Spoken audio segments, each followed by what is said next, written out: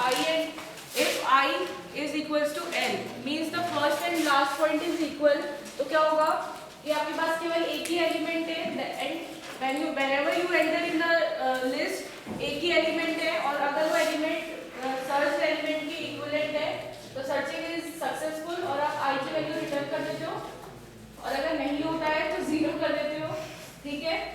In that case एक ही बार इंस्ट्रक्शन एग्जीक्यूट होगा and that will be the best case, then the best case will be capital O1। आ रही बात समझ में?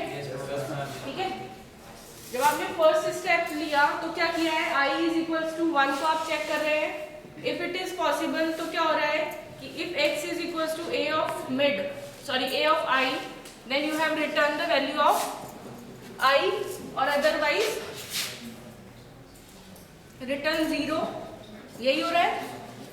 इसके बाद अगर ज्यादा एलिमेंट्स होते हैं तो आप क्या करोगे, मिडिल एलिमेंट आप निकाल रहे हो, यही है। और अगर आप मिडिल एलिमेंट निकालते हो उसके बाद हम क्या कर रहे हैं, if x is equals to a of mid then return the value of middle position, यही लिखा हुआ है।